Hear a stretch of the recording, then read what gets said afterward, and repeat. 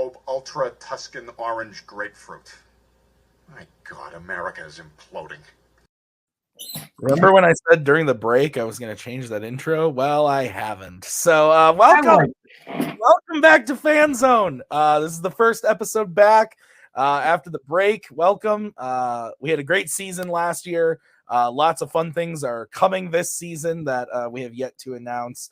But we're starting off the season with a really good match that I'm hoping is going to be a really good match. We've got Rue and Jacoby coming back to play another match. The last time we saw Rue was, I believe, at the end of the tournament. He made it pretty far in the tournament. I don't remember who he lost to, but was it Kirk? Was it Kirk? I think that might have been Kirk when Kirk went on to play Jacoby then. And that was the last time we saw Jacoby, the former champion, played Kirk at Mayhem at the multiplex and lost the belt to Jacoby, but I believe it was on the final question. So it was a really, really close match. One of the best matches of last season for sure. Arguably the best in my opinion. So Cody, you are back on the judge's seat for this one. How are you feeling about this one? These two, well, my child's mad. But the two things that I will say is if either one of these guys lose, they could just be like, fuck Tim Berkala because you put me up against Jacoby as my very first match back, or you put me up against Rue for my first match back, and I could have been playing an easy person. So at any point, they can be mad at you. But I think they're both great. I think Rue showed up and challenged Kirk in the best way possible, and Jacoby lost his belt to Kirk, but that was not was a very close match, and I still send Florence Pugh gifts to Kirk pretty much daily, just because that is still the best way to get him really upset. It's true. That was one of the best nights of my life, was talking about all about Florence Pugh. That I believe Jacoby got a book in the mail later that week. It was a really great time. Yeah. So no, but like you said, Rue did really well in that tournament. He beat Richard and Coho, who had great matches in round 1 and 2 to get to play Kirk. But Boatman, you are here as well to judge this one today. How are you feeling about this matchup? I feel good. Jacoby and Rue are two people who we don't really get to see that often anymore. So I'm glad they're here and competing in this. So yeah, I'm just happy to see both of them. Absolutely. So we will first bring in the lower ranked player, Rue. Rue, welcome back. Like I said, you beat Richard and then Coho to get to play Kirk, and then lost to Kirk in the, I believe, the semifinals, or was it? It might have been the finals. Final. It was the final. It was the final. Yeah. So went very far in last year, and now you're back to play Jacoby. How are you feeling? Fuck you, Tim. It's fair. I mean, I requested Jacoby. I just did not expect him to be my first match. But hey, we're here. I'm excited. Me and Jacoby, we talk damn near every day. So being able to yell at each other, it's going to be a fun time. Awesome. Great. Well, we will then bring in the aforementioned Jacoby. Jacoby, welcome back. You once held this belt. You took it from me, and then Kirk took it from you, and now you're back again. What are your goals? You here to just have fun with Rue, or do you want to go smack the shit out of Kirk? I mean, like both is like always the goal here, because I always have fun with Rue. I mean, like Rue is a great guy and he's fun to talk to, and I'm actually it's a weird mixture of being like super excited to, debate with him, because he is so jovial and fun and so knowledgeable too, and cutthroat at the same time, that it's just like, I love his style and everything he does. And it's different than a lot of the other competitors that I've faced. I'm also terrified. But I also want to win a whole lot. And I'm super nervous. So it's like a lot of like a stew, like just brewing in here of nerves and excitement and happiness and fear and all that fun stuff, like normal. That's fair. All right. Well, with all that being said, we are going to move into the match. Here's how it's going to work. The players drafted categories from both Fandom and Warzone. Man, I'm off to a great start. We then wrote some questions based off of the categories they drafted. They are going to debate those questions tonight. There are 4 prep questions that they are ready to debate. And then if we end up tied after those 4, we will go into a speed round. So the first person to 3 points will be the winner. You guys will get a 1-minute opening to your argument, followed by a 5-minute free form, which will then be followed by a 1-minute closing from each of the players. So, gentlemen, before we get into the first question, are there any questions from you guys? Why did you do this to us? Why? But no question. Yeah, why is the question? But yeah, we're good. Because I like to have fun. Okay, and so because we requested it too. Like I think we both requested. I was like, I want to play Rue, and Ruth, I want to play Jacoby, and then now we're playing. We're like, shit, why are we playing each other? So get over it. All right, let's do this. This.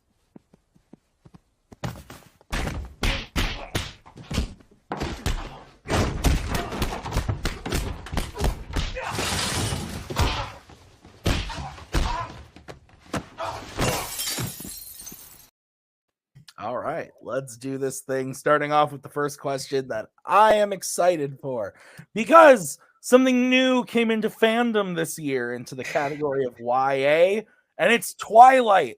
And so the first category drafted for Fanzone of the year from Jacoby was in the category of YA, specifically Twilight. And the question is, what is the worst performance in a Twilight movie? My wife is really excited about this one, so please don't upset her. Jacoby, you drafted this one, so you're going to get to start first. I start if I draft the question? Yes, and then you get to go last on the way out. So got it. Okay. I knew that. I knew the rules. So you have 1 minute to open your argument when you start talking.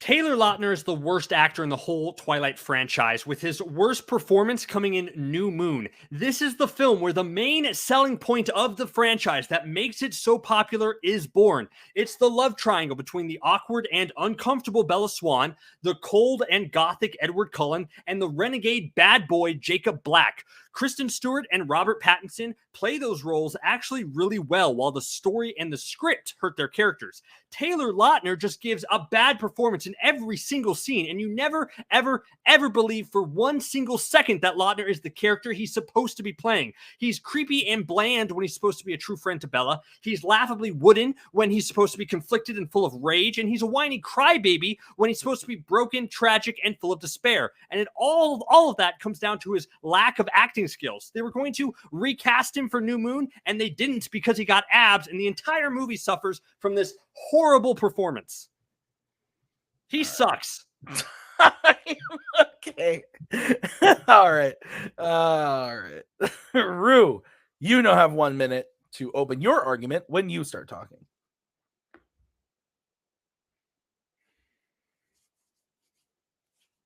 The original Twilight starts with a very monotone dialogue about Forks, Washington, and that gives you a preview of what you're going to get from Kristen Stewart the rest of the movie. A whole lot of stifled one-liners that are given in 4 versions of the same tone. She's sad, she sounds like she's reading lines. She's happy, she sounds like she's reading lines, just at slightly louder tone. If she's mad, she's reading lines and pausing and breathing through every word. And if she's scared, she's pausing and breathing while her body convulses to convey that she's scared.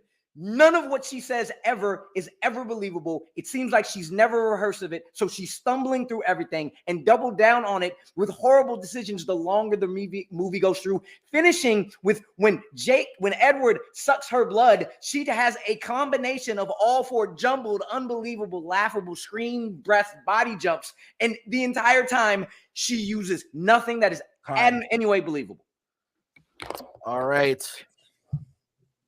This is really, I've already loved this. So, guys, you have 5 minutes of free form.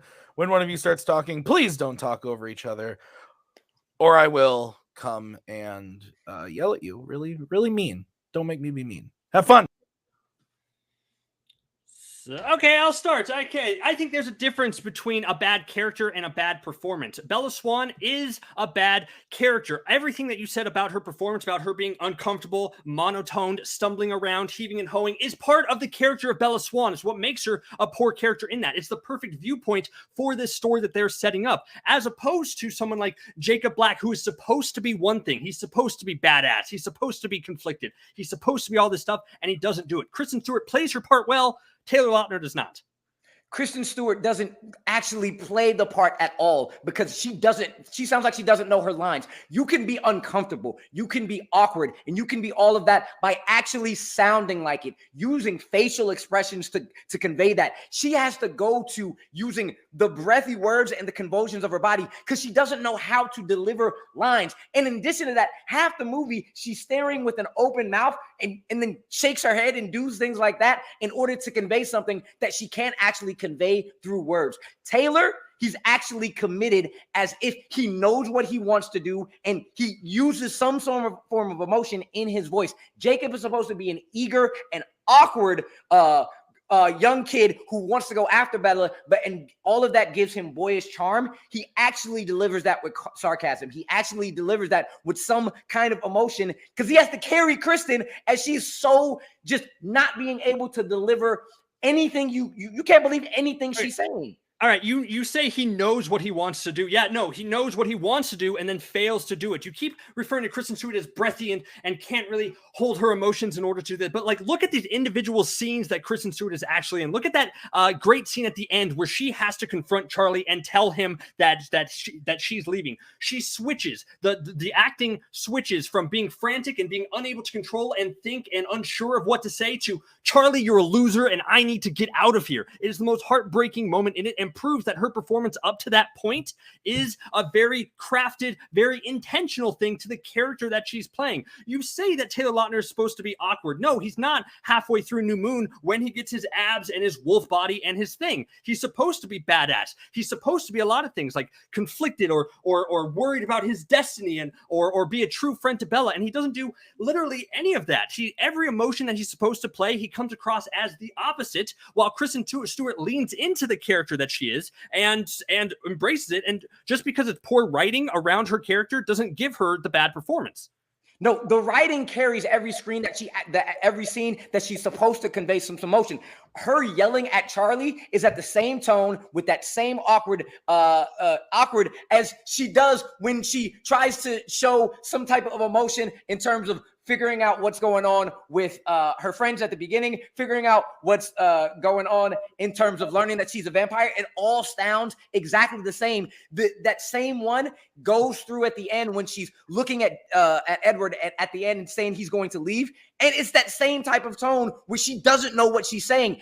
Jacob has the boyish charm before he changes. You see the sarcasm, you see the want to be there with her, you see the anger, and he actually commits to it. And after that, he turns into while it's not good, it's way better than what Kristen Stewart is doing in terms of being able to actually convey any emotion whatsoever. You know when he's angry, you know when he's sad, you know when he's conflicted. You don't know the difference when Kristen Stewart comes forward with that. No, so I want to start off because you mentioned that final scene. I also think the final scene of the first Twilight movie is actually really great for Kristen Stewart because she conveys so much. She's full of yearning, she's full of angst, and she's full of heartbreak through the decision of Edward not turning her into a vampire. It proves that she is a good actress. You say that you say that Jacob shifts partway through it, but it's not true. One of his first lines to Bella is like, "Well, I'm just filling out, Bella. You would know that if we were hung out more." That line is meant to be seductive, it's supposed to be sexy, but it comes across as cringe, and that's indicative of every single line that he gives throughout it. You keep saying the breathiness of Kristen Stewart is what hinders her, but that's the emotion of someone who is trapped and uncomfortable in her own skin and needs to eventually become a vampire. Jacob is supposed to be a werewolf and doesn't play into that at all in his performance. It's not supposed to be sexy and it's not supposed to be provocative. It's supposed to be somebody who's... It sets up a love triangle. The love triangle doesn't go into eclipse and doesn't go into at the end. The love triangle doesn't really hit until then. It's there. He's trying to figure out what he wants to be as a werewolf. It's trying to figure out ways to tell what Bella's doing. The end scene that Bella has with Edward is exactly the same as the one with Charlie. Time. All right, Rue, we are going to start with you for your closing argument. You have 1 minute when you start talking. Throughout the entirety of the movie, Kristen Stewart sounds exactly the same when she's conveying anger, when she's conveying sadness, when she's conveying happiness, when she's conveying all of that, because it's so surrounded by the same weird movements and breathiness that just make everything she's trying to convey convoluted and jolted. You don't know. She sounds exactly the same trying to go through that when she's figuring out why Edward is holding his breath. When she's doing that and trying to convince him to not leave and turn into a vampire, it all sounds the same. It all sounds like she's stumbling over words. What Taylor Lautner is doing in New Moon is actually trying to commit to a role of being, before the change, an awkward boy who wants to be a little boyish and try to follow along. And then afterwards trying to go through, I'm going through some stuff right now. I'm going to act like I'm angry. I'm going to then try to bring you in with me to do that. And while it's not great, he at least has a difference between angry, mad, and sad, while Kristen Stewart is the same tone throughout the entire film. All right, we will bring in Jacoby. Jacoby, you have 1 minute to close your argument when you start talking.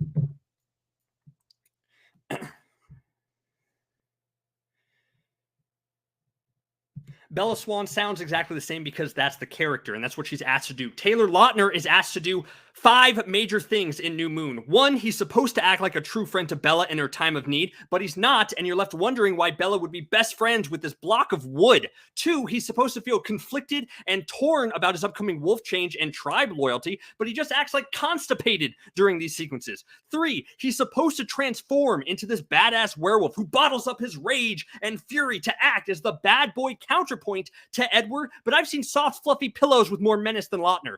4, he's supposed to be a broken down mess at the end when Bella chooses Edward, but the CGI wolf he turns into acts more sad than Lautner does in that scene. And 5, he's supposed to have abs, and that one he does have, but abs do not save him from having the worst performance in the worst movie in the Twilight franchise. Everything he's asked to do fails, while Kristen Stewart leans into the character and plays it well.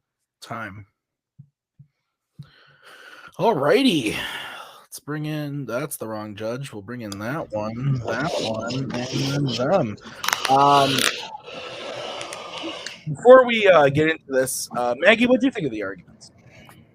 Nodding, yeah. Jacoby said New Moon is the worst movie. Do you agree? What's the worst one?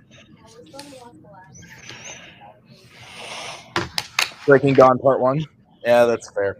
Do we have our votes? Yeah. Okay. I'm gonna go with Jacob E. Jacoby.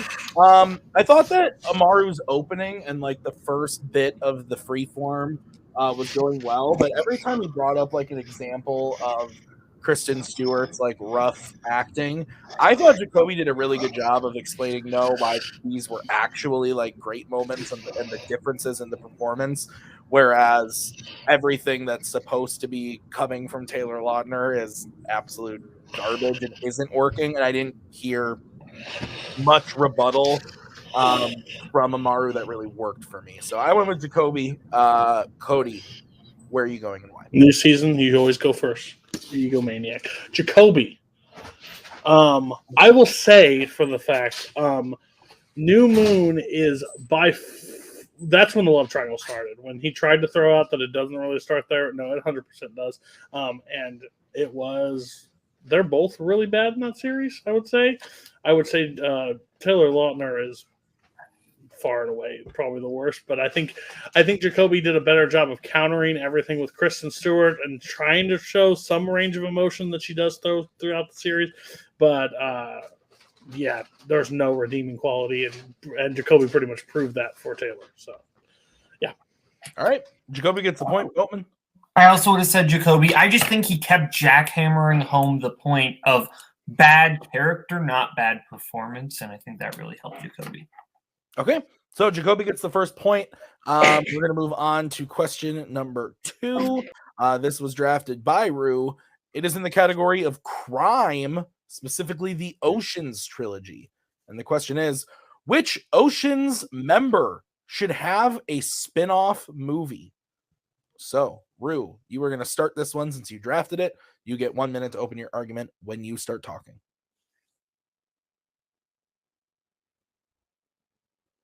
The Oceans trilogy's charm has always been about the characters, the journey, and the twists and turns, and the unraveling of that journey, no matter where the destination is seen or not. The charm is palpable from every character, and it's so much fun either being surprised about how the caper got done or trying to solve how things get done before they're revealed. And for a spinoff, for a character, that charm and that vibe has to carry through while still giving you a character, giving a character with enough reason to stick mostly with them instead of the entire crew. And only one character has that amount of intrigue, that amount of mystery to them that you want to not only solve the caper that they're pulling off, but you also want to solve the onion that is the character themselves. And the only person in the entire crew that has that much mystery to themselves and can bring so much charm and joy to the caper is the amazing Yen.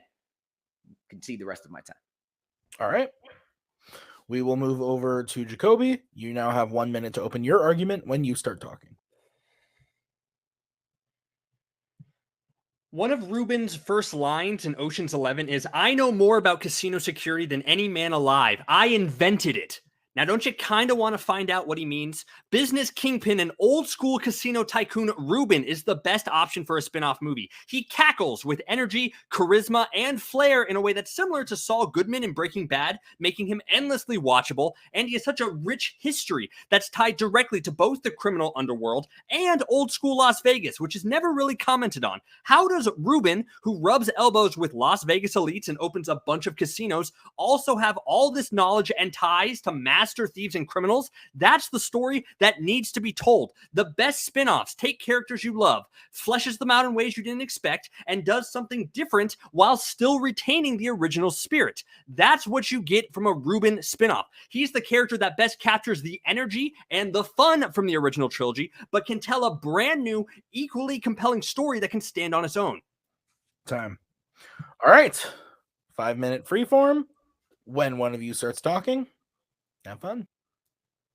We've been in Vegas for the entirety of the trilogy, for 2 out of the 3 trilogies. We do not need to go back to Casino. We do not need to seek what, if you're going to go through a prequel, we already know everything we need to know for the most part about Ruben. What you want from a character is character you don't know about. Behind Danny, Rusty, and Linus, we know the most about Ruben. We know how he's fought against the other casino moguls in 11, and we've seen him try to fight to come back in 13. And anything that you're going to do with him has to revolve around what we've been around the entirety of the time. When it comes to Yen, from movie 1 to 3, he is damn near different every time, and that fits the character because he's such a mystery. And that makes you want to dig deeper into his story and allows you to go so many different places. Not only there, but on a practical level, he can have stunts in his films to create set pieces. His non-English can create great comedy and mystery. And Ken Xiaobo's full commitment to every aspect of that character shows how naturally and charming every new iteration of Yen has been. That's where we want to go. That's who we want to know about. I vehemently disagree with you that Las Vegas, we need to get out of Las Vegas. I think Vegas is vital to the Oceans franchise. It was great in Oceans 11.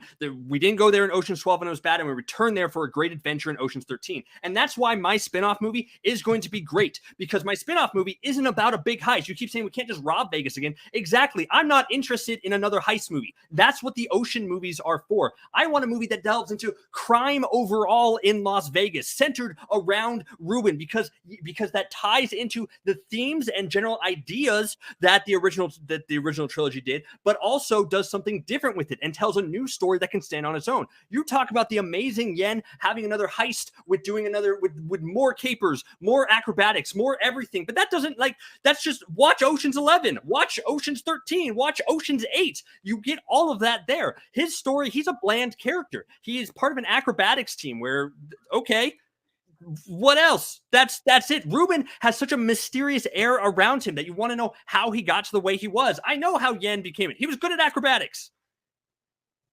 From movie 1 to 3, he goes from just the acrobatic character to somebody who has women by his side in a mansion, and you're like, how in the world did he get that? And we have no idea because we don't know what he's saying. We know nothing about him. What I'm saying about Yen is, if you want to go back to a caper, you can go back to a caper. But the fact that he can do stunts, that he's different from 1 to 2 to 3, and you have no knowledge of why he's different, that means you can go to any type of crime. You can go to Vegas if you want to keep the Vegas vibe. You can go back to China if you want to go to Chinese vibes and see what he's doing there. You can go to the million different places that he may have been, because we don't know where he is. And because you can build any type of story you want around that character, you can make a crime caper that follows the mystery and follows that onion, but also he is more charismatic and more able to do action and comedy because of the fact that we know little to nothing about him. Ruben, you're stuck with what Ruben is. Yeah, and what Rubens is fascinating. How did he become the person that he is today? He's an old school Las Vegas tycoon living in a new age Vegas. Does he reflect on how he got to where he was today? And what are the steps he had to do to get there? How does his criminal life overlap with his legitimate stuff? These are interesting takes to take. You're projecting a blank slate on him. You're calling Amazing Yen both really like compelling and interesting and all these things, but also that he's super blank and you can craft any story around him. Yes, you know who Ruben is because he's an interesting character, because he steals it, because he's the heart of Ocean's 13 that has it. So you know that he's capable of crafting a story around. Yen is a great supporting character when you need someone to do a flip or something like that. That's it. Ruben actually has weight to carry an entire movie.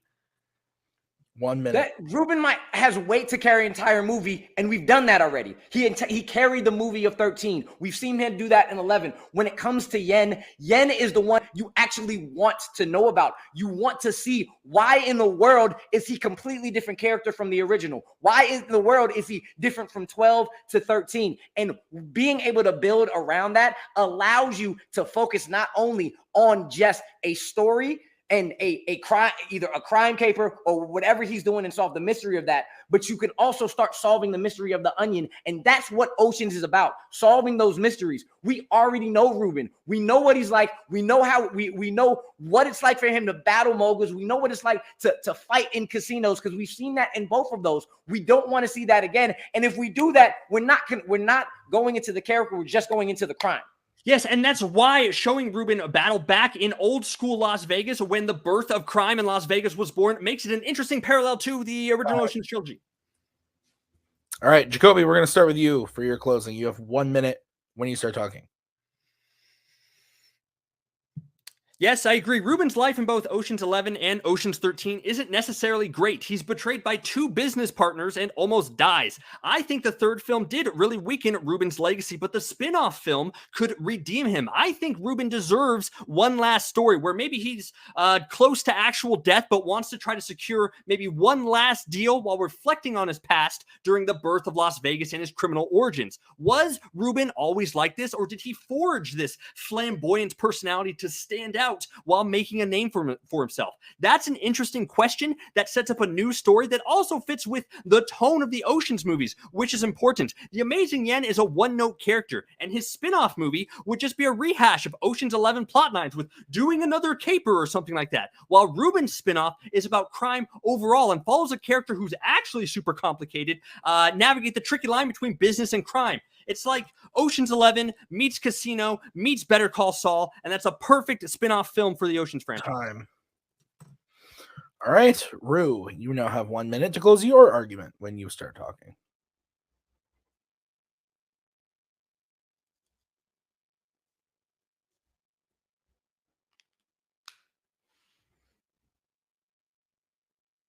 The vibe of Oceans and the Oceans franchise is all built around the fact that you want to solve a crime with somebody. You want to go in there and figure out what are they doing, how are they doing it, and you're building off that. And at the same time, you want to learn more about the characters. And there's no more character, more intriguing, more mysterious, and more, wait a second, how did he go from here to here to here than the Amazing Yen? He is the one that he comes with the most comedy by you can play with whether or not you want him to have a translator, or you can break the fourth wall and let him have captions when he's talking to you. There's so many different things you can do with Yen that allows you to build a mystery on both the character and him. When it comes to Ruben, we know Ruben. We know what he's like. You're not going to be able to follow that same vibe because we're going to move into more of the crime thrillers like Goodfellas, like Casinos. It's not going to carry the same thing as an Ocean's trilogy because we're not going to be, if you want to go through how he came up, we're not going to go through that mystery. We're not going to go through that caper, which is what Ocean's is about. All right. Bring in the judges. I do myself a disservice by having only seen all three of these movies twice. It's a crime, I know. Hey, no pun intended.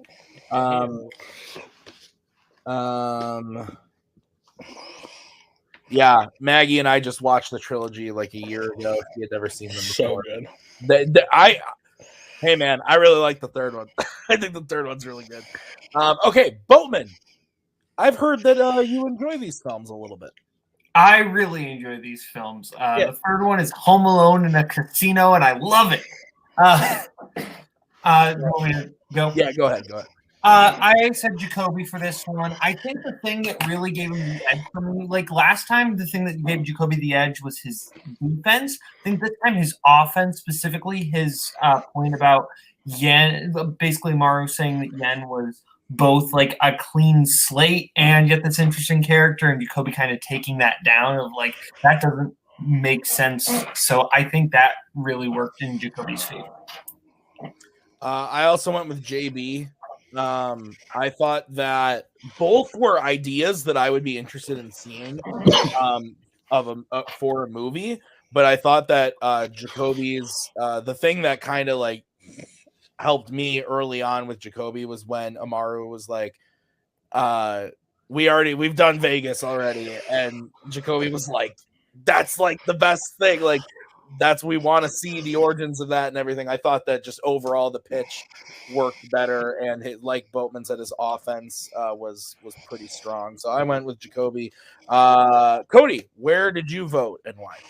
I went with Oh, the Y fell off. It was Jacoby, the last letter. But what I will say is I've never seen somebody start with, like, the openings are always some people just flow around. He went for the fucking throat out of the gate for Ruben and said everything that needed to be said. Regret every decision for signing up on that poster, wanting to play. Jacoby is back for blood and wants to win this belt, and you can see it clear as day. I think Amaru did great. But the problem was, I think two people read the question two different ways. He made it a heist film again, and he just said, I want to know the character. And honestly, the character just worked in that way where he can break it down. I think Amaru did really good, but his main counterpoints, we know all about Ruben, and Jacoby just basically broke out like, we don't know everything about Ruben, and I want to find out. So it was very close, but overall, I think Jacoby just set the groundwork, and it was a hard fight to come back. But Amaru made it close. Yep. All right, so Jacoby's up 2-0. Rue does need to hit this next question in order to stay in the game. The question is from the category of action adventure. The question is, what action movie should never be remade? Lots of options we could have chosen here on this one. So, Jacoby, you're going to get to start on this one. You have 1 minute when you start talking. Raiders of the Lost Ark is a monumental action-adventure film that truly should never be remade. Yes, it's not the first film of its kind, and there have been countless films since then that have copied Raiders' formula, style, and tone, and yet none of them are Raiders as much as they'd like to be. The impact Raiders has had on cinema as an individual movie is insane.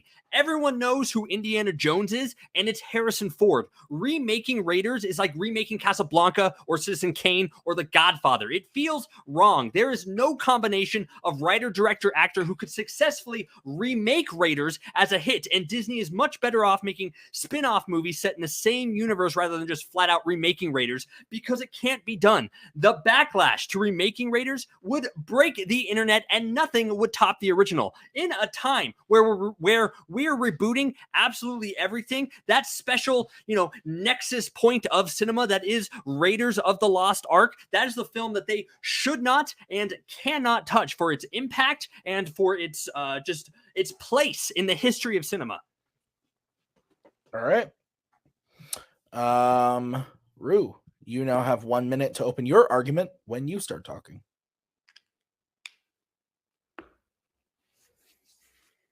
Jacoby said it. There are plenty of iconic action movies that shouldn't be remade. They're perfect as they are. The action sets are exciting. The characters are iconic. The stories are riveting. And no one can live up to the original actors. So there's no need to retread those stories. If you're going to do that, go back and watch the original. So when you're trying to figure out an iconic action movie that is more untouchable than another, what makes that more untouchable than another?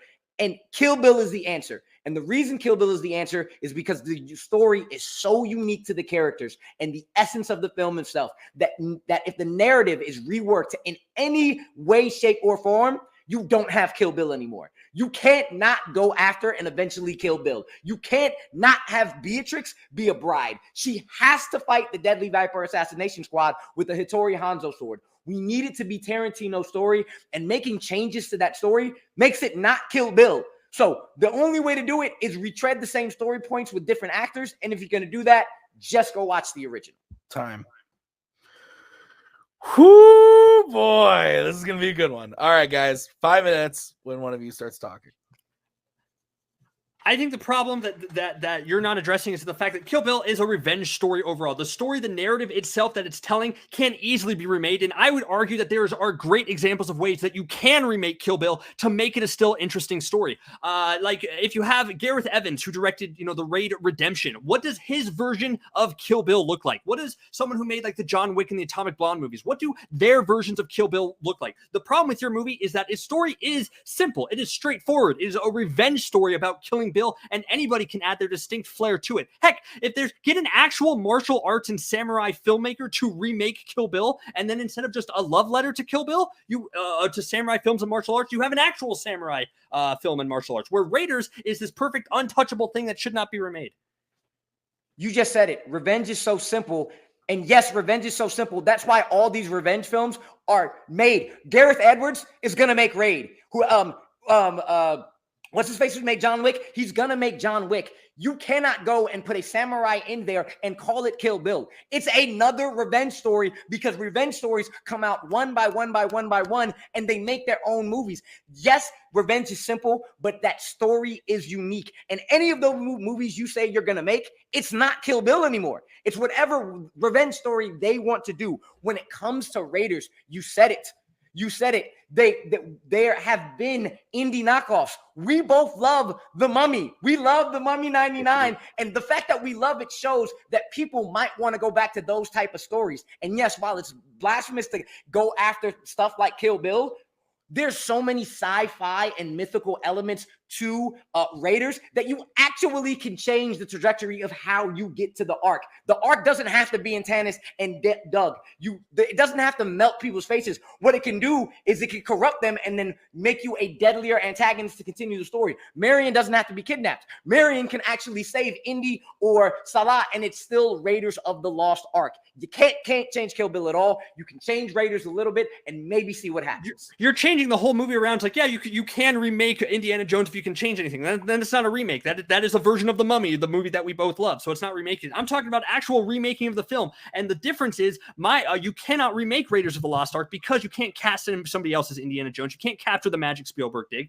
But with Kill Bill, you can remake that because the core of the story remains the same, and it's the stylistic components around the movie that makes it a Tarantino film. But I want to see somebody else's take on the movie in order to do it, because those are interesting stories. Again, Tarantino is not a martial arts director. He loves martial arts movies. Get an actual martial arts movie to make a Kill Bill movie, and you have one of the best action movies of all time. You can't do that with Raiders of the Lost Ark. You can't just slot somebody in there. And if you start remaking the story, then you're just making a different movie, and that you easily can made because they've done it before in a movie we both love called The Mummy. So you can't remake Raiders as the way it is, but you can remake Kill Bill the way it is. You're talking about the core of the story can change. The outcome of the story of Kill Bill is she needs to go kill Bill. It is Beatrix who has to kill Bill because she was the one who made him unhappy, and she was a part of the deadly Viper assassination squad. You say change the martial arts. If you change the martial arts, you're changing the action scene, but not changing the story. Different action scenes with the same story is still Kill Bill. And it's like, wait a second. Why are we doing that if we already have Kill Bill? The core of Raiders is Indiana Jones needs to go find the Ark before somebody else does. There isn't a specific way he has to do it. There aren't specific characters he has to meet except for Salah and Marion. And Marion how she is, she can change. Salah how he is, he can change. You can update those modern aspects because they're not real life and there's not a specific way it has to go. Kill Bill has to go a specific way or it's just a different martial arts movie finding a different person to kill. Yes, it's on because the Kill Bill is a style movie. It's a stylistic movie. Style is the key and driving force behind Kill Bill. And that's the part that can be replicated by every other person. The heart of Indiana Jones, the magic of Indiana Jones comes in things like Harrison Ford's performance. What? Like if you remake it nowadays, Chris Pratt's playing Indiana Jones. Does that make you happy? No, that makes nobody happy. Nobody could step into those shoes where you say Beatrix needs to kill Bill. Yes, that's a story you can easily remake. You can, anybody can be Beatrix as she, and anyone can be Bill and make something fascinating out of that. But nobody can become Indiana Jones or Marion or Salah for everything like that because the movie itself is so special and holds such a special place in everybody's heart and in cinema history overall. Nobody's saying like, oh, you mentioned earlier like it's blasphemous to remake Kill Bill. Nobody is saying that. People are saying that about Indiana Jones. People accepted Alden Ehrenreich. What? Oh, okay. Well, sure. I didn't know that. Sorry. I'm not supposed to say anything. This was Jacoby. So, Rue, you are going first with your closing 1 minute when you start talking. A key point he said was that nobody can replace Harrison Ford, and everybody said that about Solo. And we saw Solo, and we said, you know what? This newcomer, Alden Ehrenreich, you know what? He's not Harrison, and he shouldn't have been Harrison. He took the vibe and made it his own. I like that. And you can bring in a newcomer to make a new indie. Everything he's talking about, that it's style that you can remake. You can't hit Tarantino style. You can only hope to live up to it. But the thing about Kill Bill is whether you try to emulate the style, where you try to change the characters, while you try to change some of the style around it, the story is the story, and the story is Kill Bill. And if you try to change that in any way, it's no longer Kill Bill. Everything else around it is going to just try to be a fake remake. And you're like, nah, this isn't Kill Bill. Let me just go watch that and take this at its own. When it comes to Raiders, there's so more sci-fi elements that can be modernized. There's so many story elements that can go different types of ways that you don't have to follow the same path to get to the arc. You can change Raiders and maybe it's acceptable. All right. Jacoby, you have 1 minute when you start talking.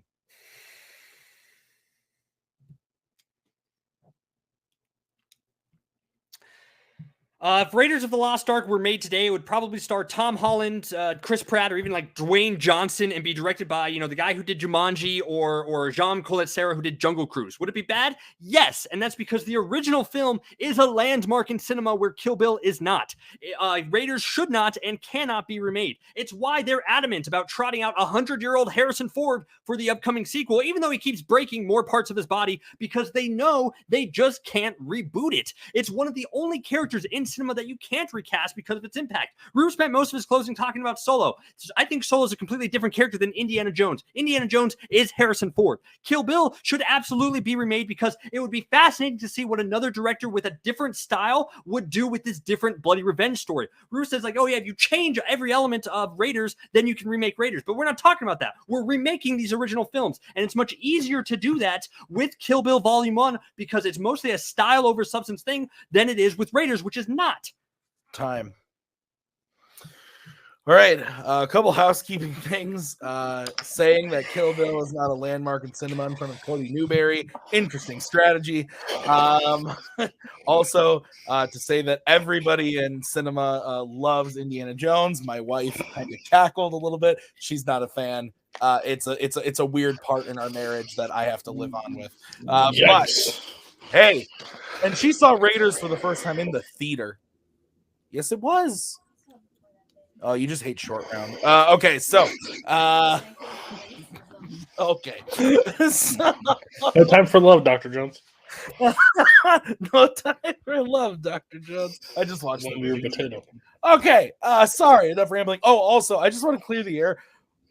Amaru said Alden Ehrenreich, and for some reason my brain heard Ansel Elgort. And so I straight up was like, what the fuck is he talking about?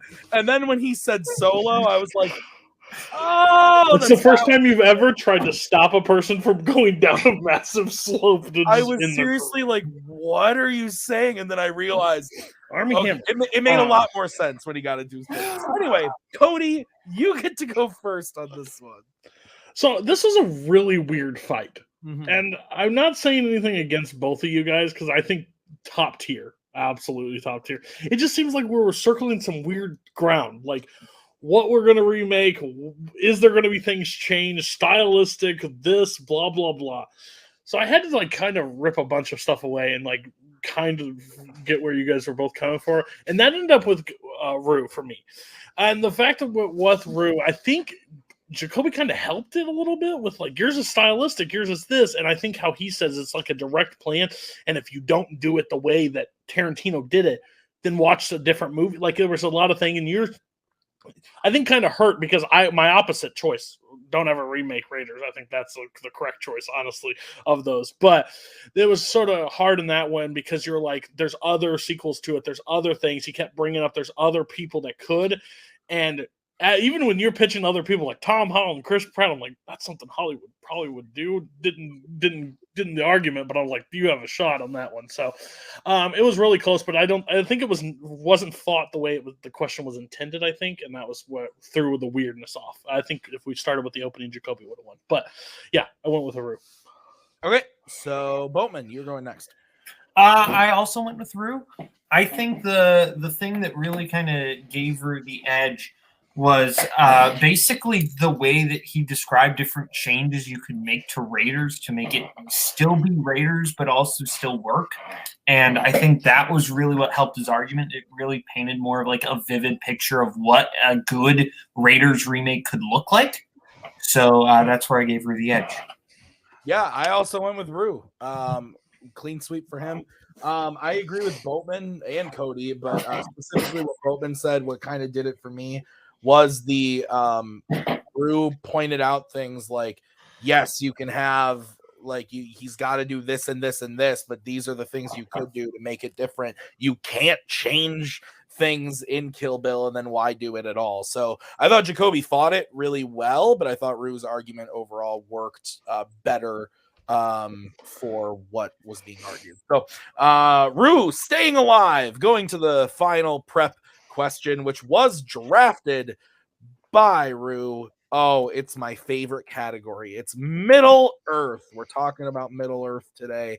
The question is, what is the coolest moment in the Hobbit trilogy? The Hobbit trilogy. I went with the Hobbit. That's you don't hear that a lot from Tim. So Rue, you get to start this one off. You got 1 minute when you start talking.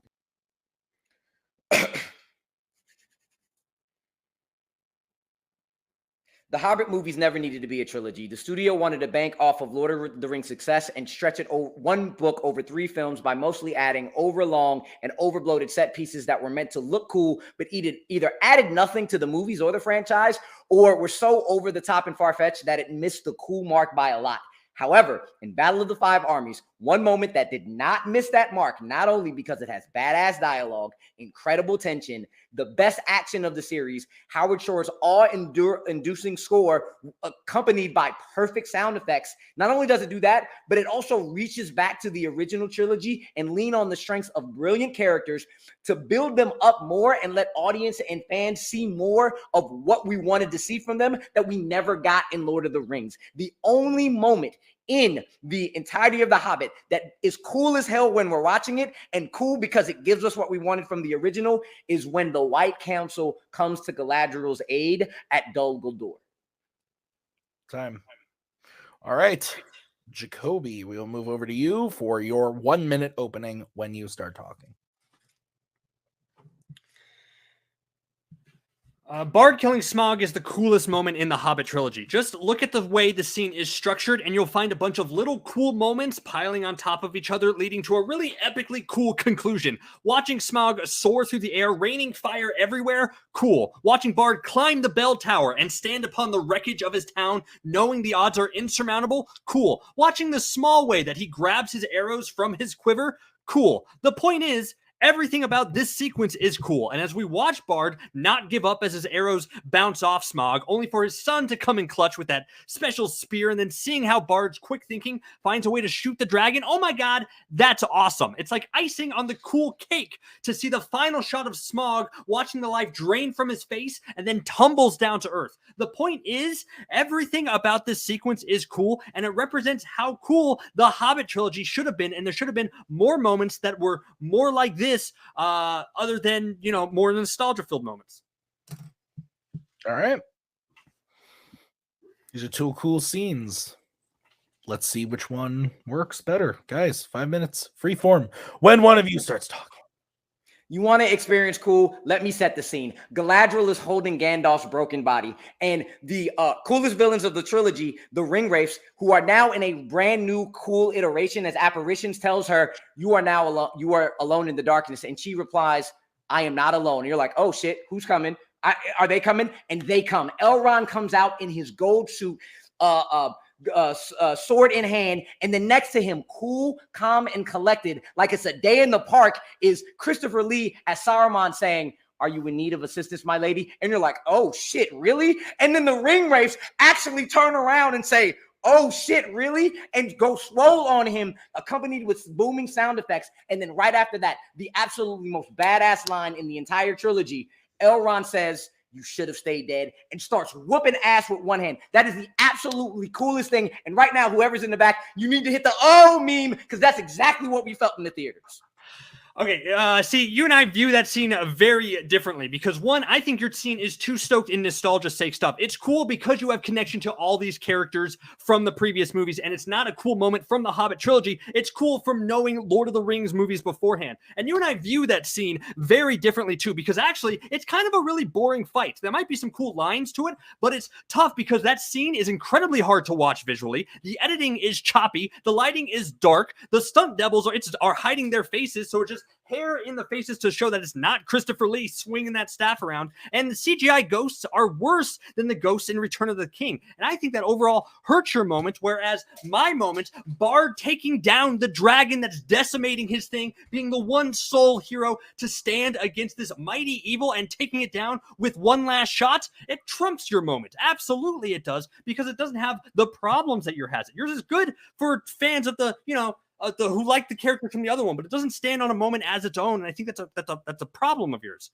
In the 1 minute that this action scene goes up, the camera is above Elrond as he does his one-handed style. The camera is above Saruman as he does his two-handed style to show juxtaposition. Then compare that to the new apparitions that are teleporting and then getting hit and then going off the cliff and coming back up. The action sequence itself with the badass dialogue of that single line, which is absolutely amazing from Elrond, because Elrond used to be old and wise, and now he's coming up like, oh, I am that dude you need to fuck with right now.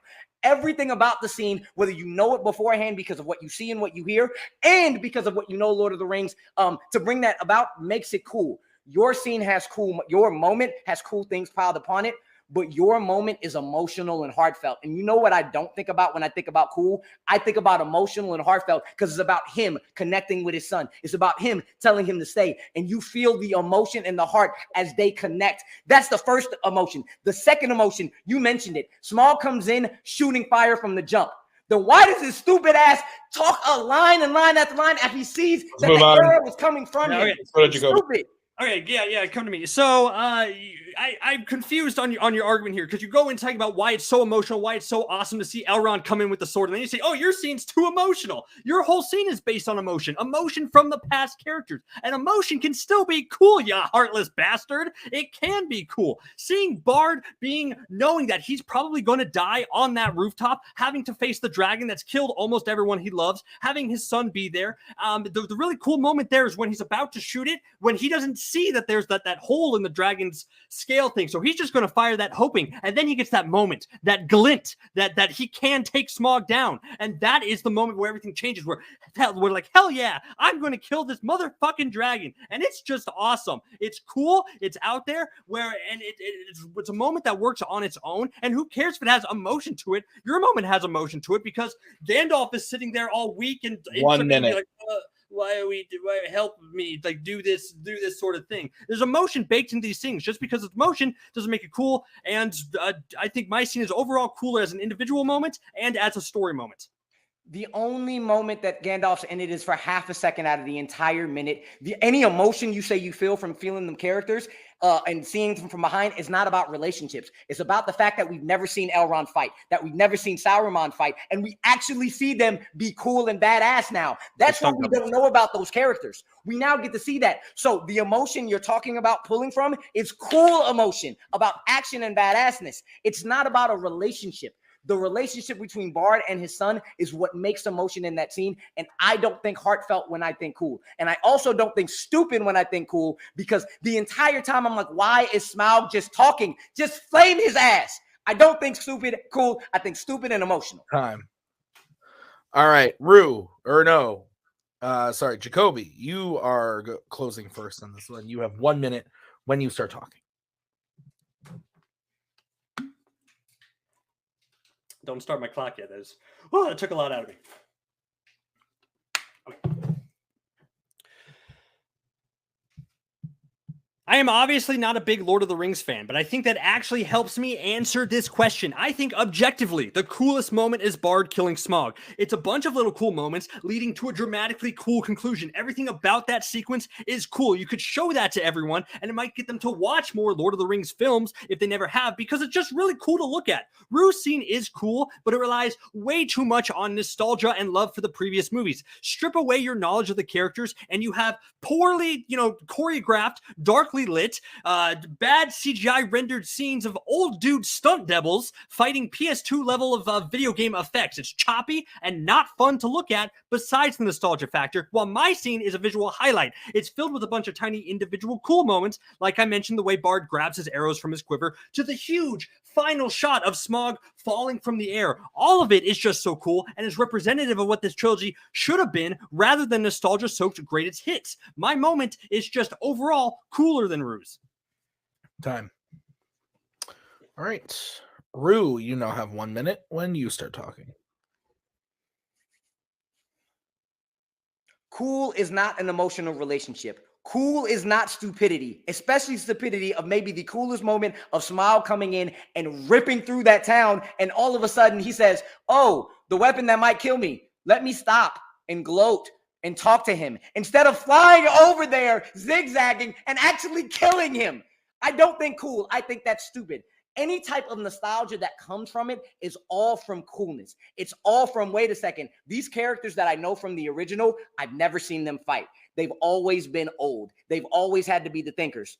I want to see them go at somebody. I want to see them talk shit. I want to see them do everything that's cool. And if you've never, ever seen Lord of the Rings and you come into this scene and you say, oh, he looks great in that sword, in that, oh, who's this wizard who's just like, I don't know who any, he's just like, here, this is a day in the park. He about to wreck some shop. Oh, who are these apparitions who have cool teleporting abilities and are going down and coming up? Who are all these things that look so great and then choreographed great because it's one-handed fighting, two-handed fighting, and special effects all at the same time? Everything is cool about my scene. All right. 2 scenes from Cody's favorite movie, The Battle of the Five Armies. Interesting. Oh, boy. Are we good, judges? Yeah. Okay. This was interesting. I think both are good scenes. I actually like both these scenes a lot. I think they're highlights from that movie. None that I would have picked. I would have picked many from the other 2 films. But that being said, I thought this was argued well on both sides. I give the edge to Jacoby.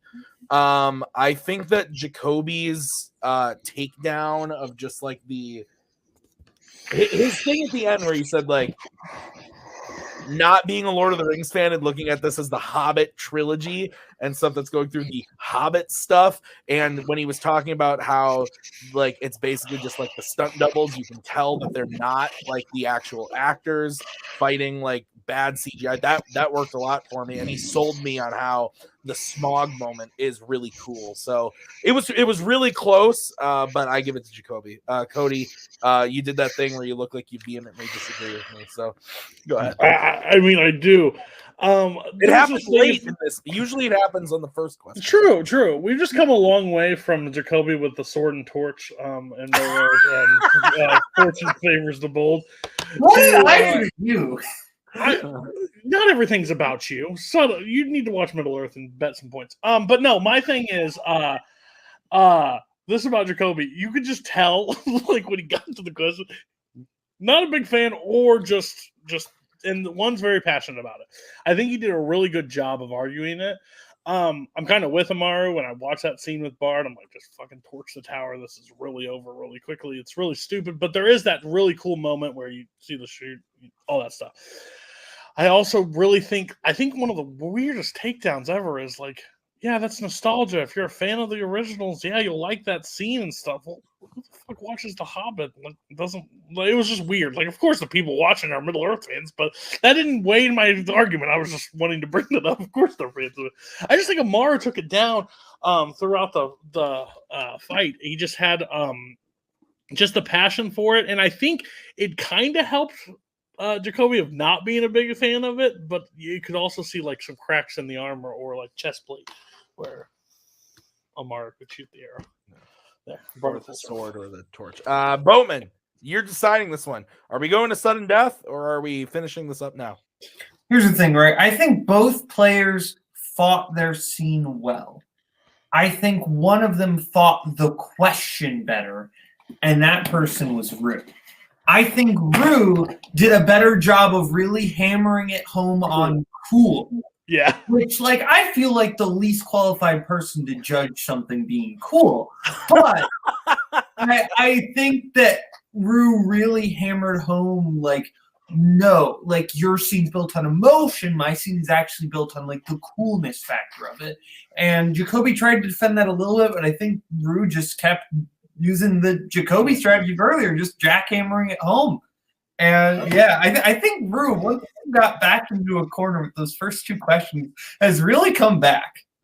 Yeah, he was pissed. All right, sounds good. Well, we are tied up. Kirk flashbacks, and I wasn't letting that happen again.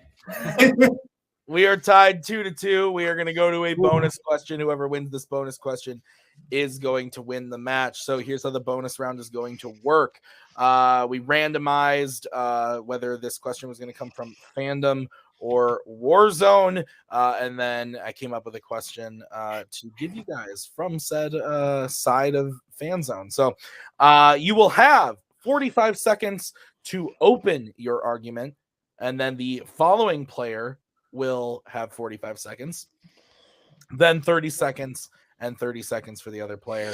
Whoever says their answer first will be going first. So I'm going to say the question, and then I will take a pause. I will repeat the question, and then you will be able to start answering. So whoever says first will go first. If you have an answer, please say it.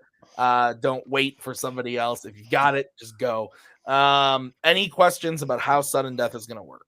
Yeah, I blacked out. Sorry, during the time. It's 45, 30 seconds, right? Yes. Okay. And I can answer at any point. I don't got to wait for a certain amount of times. Sorry.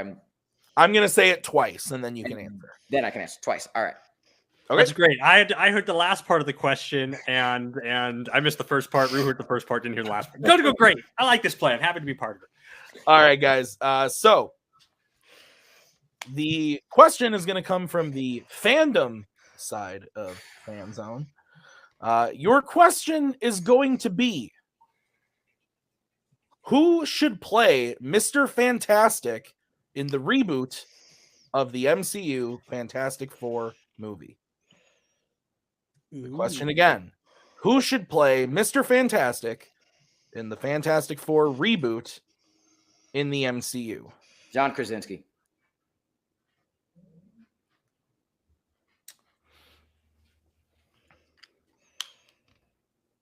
Glenn Howerton. Okay. So do I need to say who that is? Cody looked at me like I was crazy. You can if you'd like. That will. I mean, Dennis. I'll do my research. I'll look. Yeah, you're good. Dennis from Always Sunny. So here's how this is going to go. I'm going to take the other judges out. I'm going to stay on screen to give you guys your 10-second warnings and whatnot. You can use your time however you would like. You do not need to wait for your opponent. You can do whatever you want with your time. So, Amaru, you said your answer first, so you'll be going first. You've got 45 seconds on the clock whenever you start talking.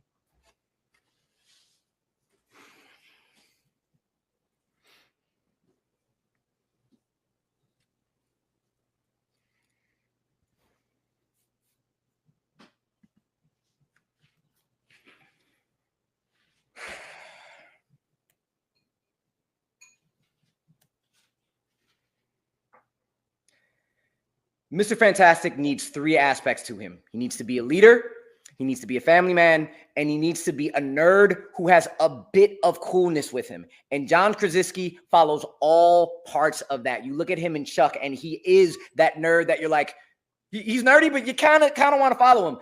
And then you see him in A Quiet Place, and you see the strong, silent, just their character that you want to lead. And you know he is all about family. And not only will John Krasinski as Mr. Fantastic be great there, but you got Emily Blunt coming along. So you know family is going to be there. He hits every aspect that you want of Mr. Fantastic.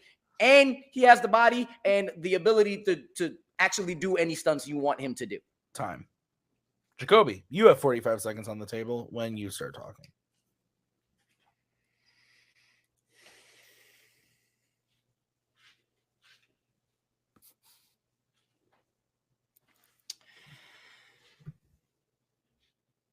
John Krasinski is the safe bet. He's the one everyone's been wanting for the last 15 years, where at this point it's just such a vanilla choice for a character that is going to be so vitally important to the MCU in the future. You want someone who's going to do something different in the role than all the other plain white guy, leaders that the MCU has introduced so far. And John Krasinski fits the mold that we've had before. A different choice, someone who's slightly different, is Glenn Howerton from It's Always Sunny in Philadelphia. He represents all those aspects that Rue has just said about leader, coolness with a bit of nerdiness, cockiness, and a family man to it. But he also has an edge to them. And that's super important for this new iteration of Mr. Fantastic, who is going to be at the forefront of the MCU for all of its upcoming things. You need someone with a bit of rage underneath before the surface. You need someone who looks like he's analyzing and thinking of the problems. John Krasinski looks like a wet blanket most of the time, and he's not super smart or cool. Glenn Howerton is. Rue, you have 30 seconds on the clock when you start talking. You want to talk about rage under the surface? Talk about the rage he has in A Quiet Place when you don't see him talking and he's saying, be quiet. You want to talk about somebody who you want to follow? Everything in that film is somebody you want to follow when he's speaking and when he's not. He doesn't have to say anything. You see it in his shows like The Office, where he actually is that nerd type, where in AP Bio, he's a teacher who doesn't look like Glenn doesn't look like he wants to be there. I can't see him being the nerd. As a teacher who's supposed to be the nerd, he looks like he's nonchalant and doesn't want to be there. That's not Mr. Fantastic. Time. Jacoby, 30 seconds on the clock. You're missing the most important part of Mr. Fantastic's character is that he's supposed to look and know that he is the smartest person in any room. Smarter than Tony Stark, smarter than Doctor Strange, smarter than everybody. And John Krasinski looks like he'd cede into the background and let anybody talk. That is not the forceful, adamant face of the MCU that you need going forward. You talk about Krasinski's performances in The Quiet Place first, but we're talking about what fits best for the MCU right now. And that's a character who brings an edge to the role like Glenn Howerton does, as kind of cocky, a little more arrogant for everything like that, who could do that much better than John Krasinski could in any aspect. Time. Fuck. Okay. So we're gonna bring in the judges. Damn. I gotta a second. Yeah.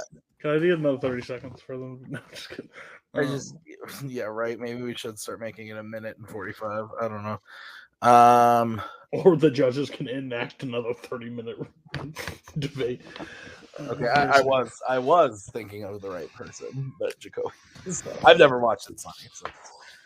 Oh man.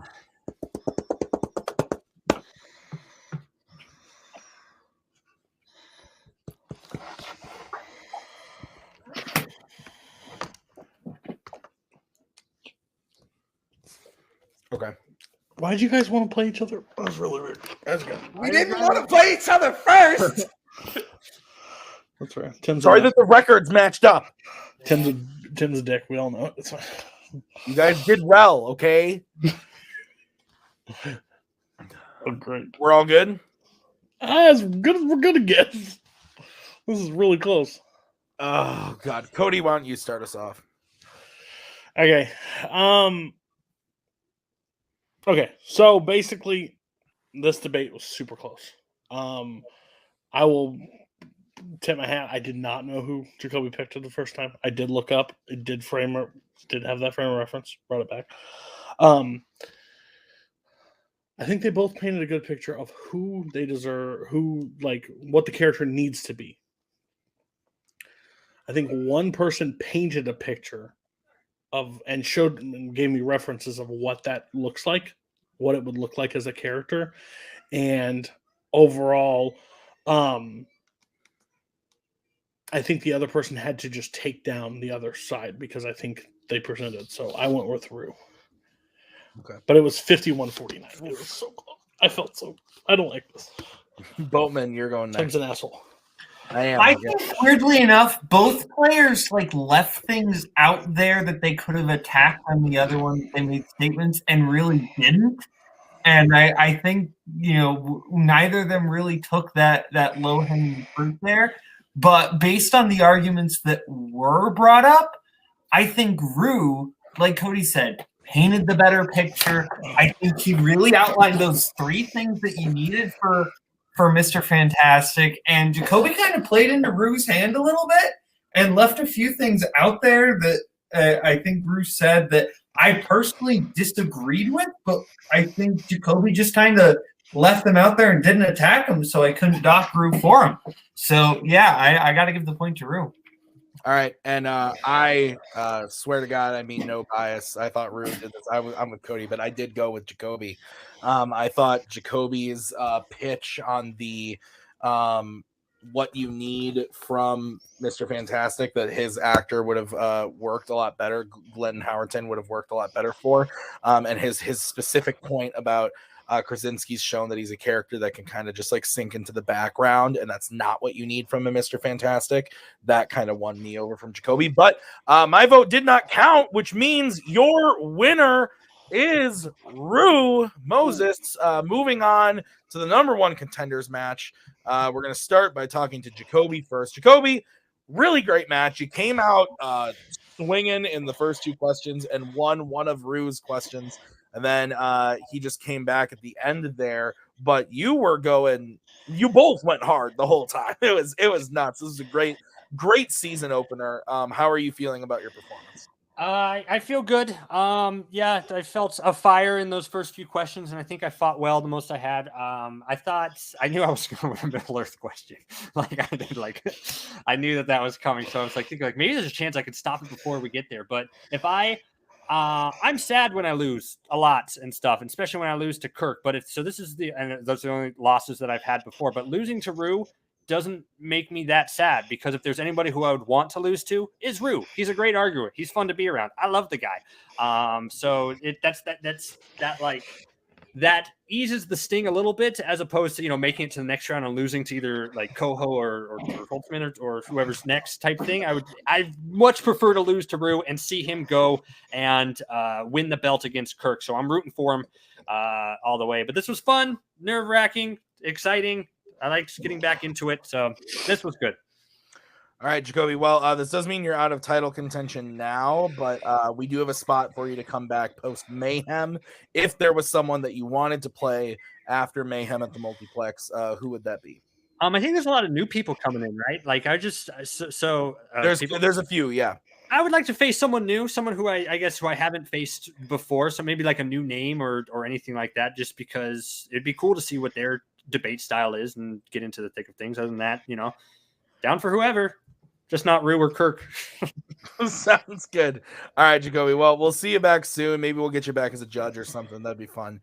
Yeah, thanks, see you soon.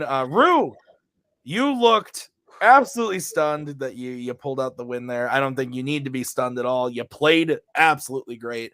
you're going on to the number one contenders match. So how are you feeling about your win today against Jacoby? I want to say thank God that everybody apparently can't figure out Zachary Levi from John Krasinski, because John Krasinski's not in Chuck. And I was like, I was referencing when I said you left something out there. I was like, John Krasinski is not Chuck. Yeah. And that's why I just made that little like the office. And I was like, don't say nothing. Whoo, thank God. Jim Halpert also is not a nerd by any means. And then other than that, I was coming in with the Twilight question. Like I love Twilight. I love Twilight because I used to watch it a lot, but it's been like 5-6 years. I was like, all right. When he came out with arguments I couldn't catch, I was like, damn. I was like, all right, Ocean should be fine. And then he came out. I know Ocean's up and down, and he came out with something that I was like, oh shit, I don't really have an argument for. I did not want to happen this round. That happened with Kirk, where my strongest category doesn't get hit. And I was like, I cannot let that happen again. So when I won that Kill Bill one, I was like, all right, sudden death, let's go. Because I ain't losing Middle Earth. And it wasn't stunned, because I actually in the sudden death, I was like, this can go either way. I don't know. So it was more relief than stun. I'm just happy about that. I'm sorry, Jacoby, you're beating yourself up in the background for that now. And I literally was like, shit. But it was too late. I'm glad I pulled that out. And I'm glad it wasn't a repeat of the final last year. Yeah. Well, you are going to go on to play either Caleb Coho or Cameron Holtzman. Cameron Holtzman debuted last season, went on to play Robert Parker, and I believe he played Spence and Joe Farrelly as well. But you played, I believe you played Caleb Coho and beat him once already. Do you want to play Caleb again? You want to play Cameron? What are you thinking? Give me Holtzman, please. I have seen Holtzman, and I have practiced against him while watching, and I'm like, oh, I want him. Give me Holtzman. I want to beat up on him. Give him to me. Come on, please. Let me do this. All right. Sounds good. I'm excited. We'll see what happens. But Rue, great job today. We'll see you in the number one contenders match. I'm really looking forward to it. Boatman, let's get your final thoughts. Yeah. Overall, this was like a really interesting debate. I think like I said, I think Jacoby came out swinging, backed Rue into a corner, and then Rue just like that. Rue had like a Hulk moment where it was just like, no, now you're gonna get the 120%. And I think Rue just absolutely knocked it out of the park in those last 3 questions. I think that last question, there were just a few things that was like, both players kind of just left things in the air, but you go by the arguments that are actually said, and I think Rue won it by the skin of his teeth. But Tim is frozen. Sorry, I cut out. Cody, he's back. One, I want to apologize to Jacoby. I said something after the second question that, man, he is in a different zone. Like, this is scary. And then 3 questions later, he lost the match. So I apologize.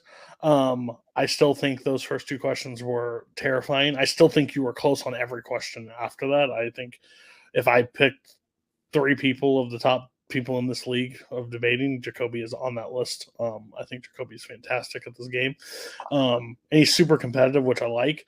So he takes the loss hard. I hate that he has to be off until Mayhem, because I think he could literally come back. Like, play anybody else, he'd continue for the belt. It just happened. You basically chop Coho and Holtzman and put them in 2 different spots and play Jacoby and Amaru, and I think you're playing this match for the number 1 contenders. I think that's what happens, honestly. I think they're both that good. But yeah, Amaru playing either one of them, that's going to be interesting. If Coho gives it 2 times the effort that he needs to, he could pull off the win. He'll just yell at Amaru a lot, and Amaru doesn't really handle, he doesn't get fazed by people screaming at him. Holtzman is going to be interesting because he comes prepped, but Rue says he studied the tape. So maybe I'm breaking up now. I don't know. But yeah, Will, I don't know if I froze. It looked like I froze. No, you're good. But no, if Rue comes prepared too, that's going to be a fight. But I want to see that matchup more than anything because he called him out. So of course I want to see the revenge match. Yeah, absolutely. Well, we will see it in about 6-8 weeks time. We got some time before we get there, but in 2 weeks, ladies and gentlemen, we have a match that has been years in the making. We have a debut match. We got 2 people coming into Fanzone to wreck shop. First off, that motherfucker Mike Hanley is making his debut in Fanzone Debate, and he is taking on Cody Newberry in his debut in Fanzone. Cody's coming to the league, and he's playing Mike Hanley, and I don't know what the fuck is going to happen. It's going to be... I'm just going to get him to say a bunch of cuss words. That's all I want him to say, fuck 45 billion times, and that's it. Like, that's all I want his argument to be, is the giant F word. So... That's probably accurate, but we're going to see that in a couple weeks. Then we will see the Coho and Holtzman match. So pretty soon here, you're going to get to see that number 1 contenders match before we get our Bowman. You get to play in the next title picture. I'm sorry, I didn't mean your name. So it's going to be very exciting. Thank you guys for watching this match. This was a great season opener. Wish every match could be like this. This was fantastic. So thank you to Boatman and Cody for judging this one with me, and thank you to Jacoby and Rue for being here. We will see you guys real soon with the next match. Thank you, Maggie, for sneezing. We'll see you next time. Bye-bye, everybody.